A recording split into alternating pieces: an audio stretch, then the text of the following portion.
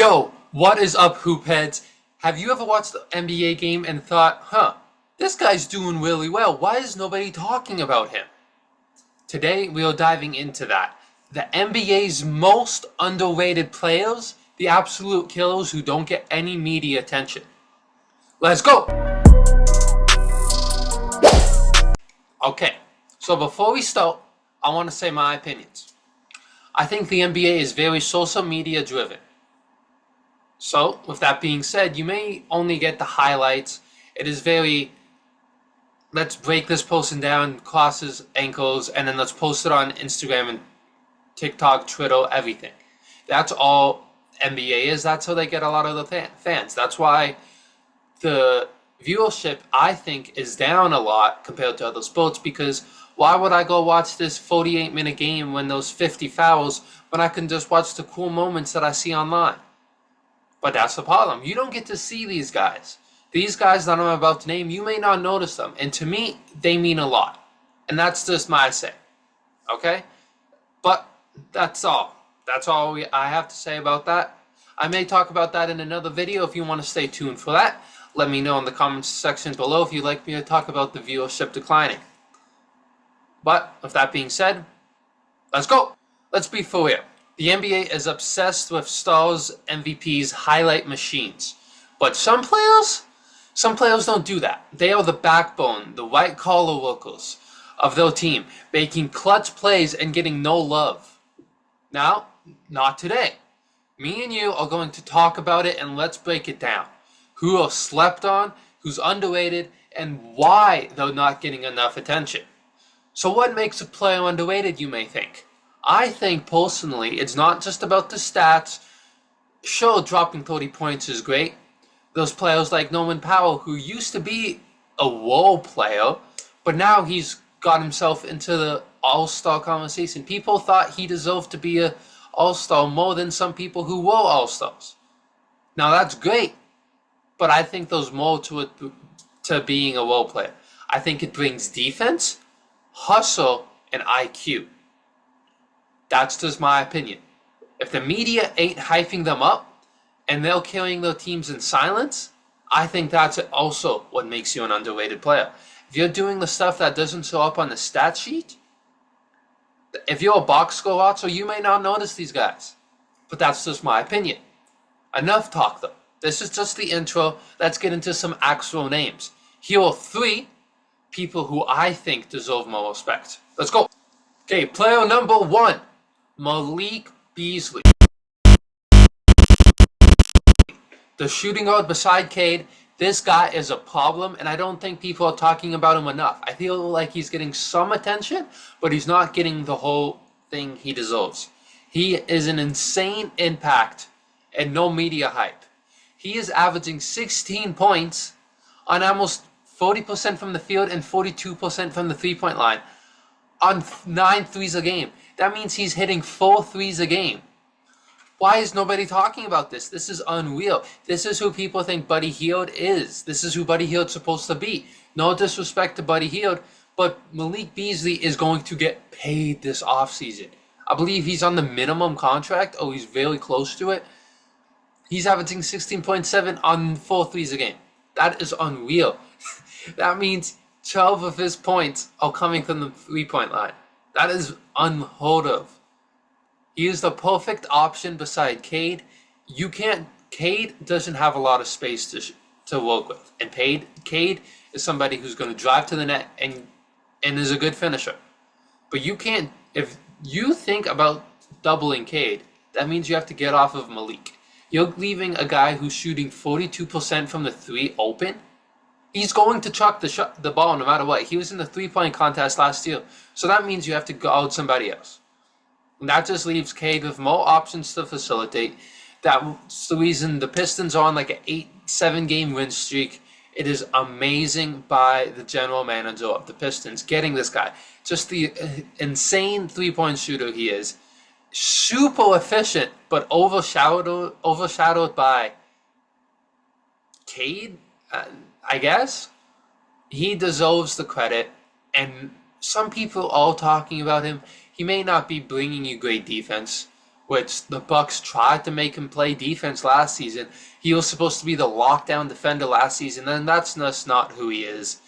He does have game-changing three-point shooting, which is good beside Giannis, but that's not who you want beside Giannis. This is the perfect role for Malik Beasley, and I think he's going to get massively. Beneath the gas station, there's a massive underground storage tank, thousands of gallons of gasoline. Beneath the gas station, there's a massive...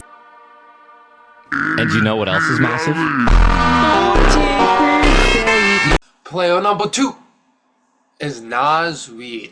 I don't feel like people are sleeping on him, but I still think you need to wake up. This guy is an insane flow spacer.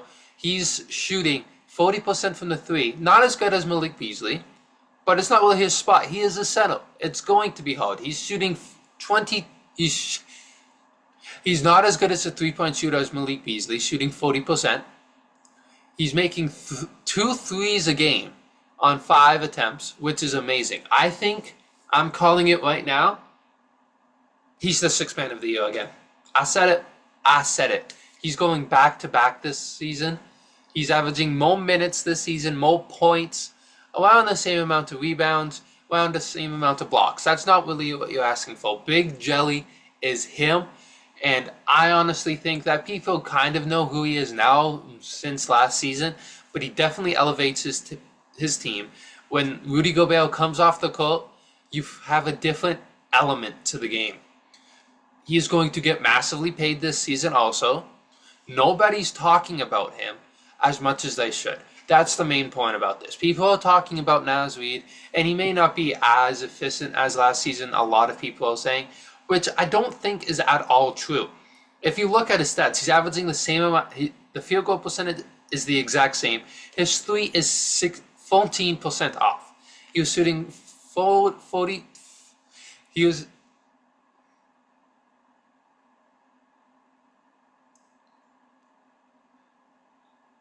The only difference from this season and last season of Naz Reid is he's chucking up a little bit more threes, and that's it. He's averaging the same amount of blocks, more points, the same amount of field goal percentage. Like, I don't understand. People have been hating on him on Twitter, I've seen, and I don't get it. Big Jelly has one of the best ball handlers in the league for a big man, and he's honestly unreal this season. Player number 3. Let's go. This person has been unreal. He is on one of the best teams in the league. He is a beautiful backup. So when the main point guard comes off, he comes in and he gives you the elite flow spacing and offense that you need. He has some hidden stats that proves he's elite.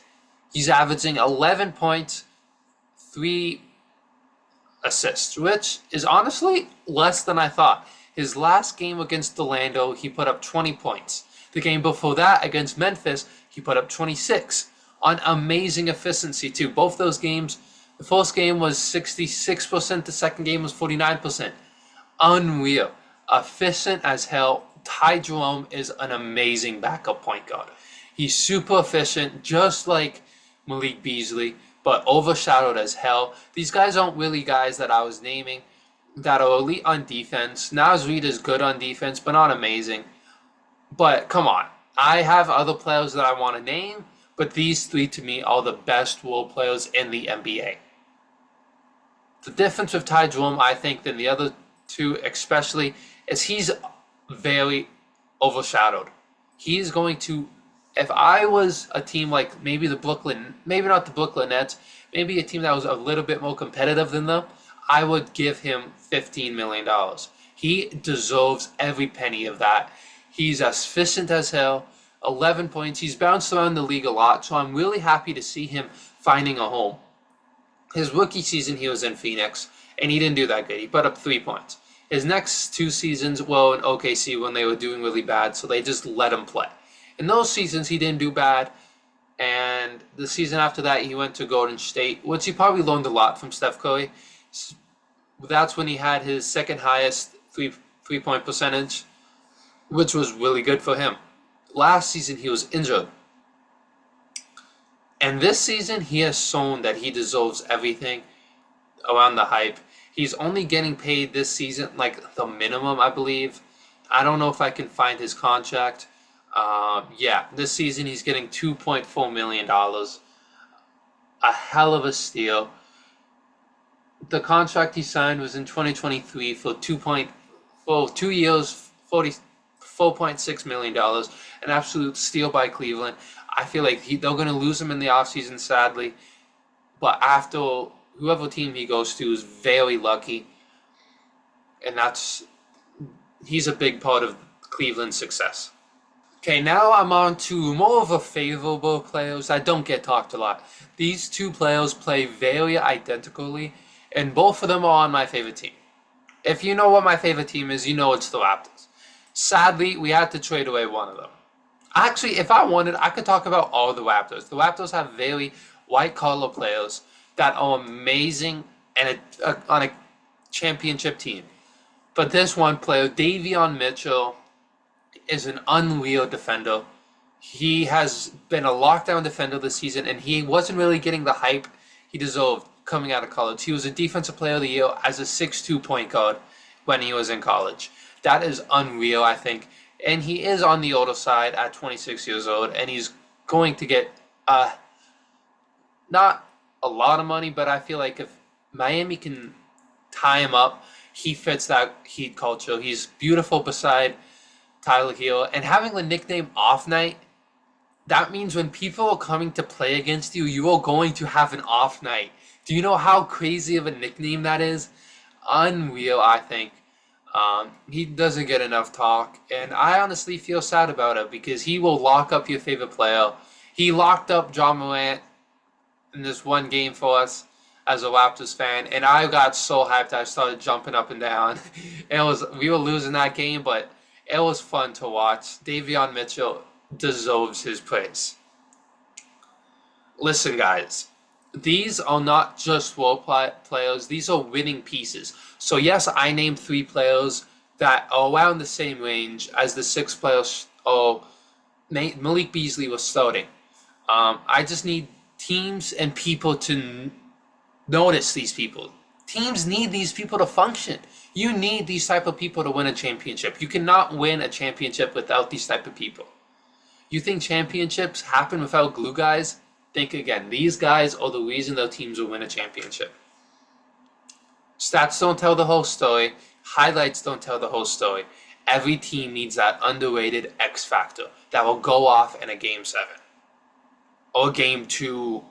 That game that they go off, that game you need to win. But that's just my opinion. You could tell me your opinion in the comment section below. Derek White, I don't know if people consider him a role player. I was thinking of him, but I didn't say him. People like that deserved those shed of light.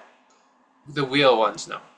Now it's your turn. Drop a comment on who your favorite role player is or your favorite underrated player. Who is it on your favorite team that I didn't name?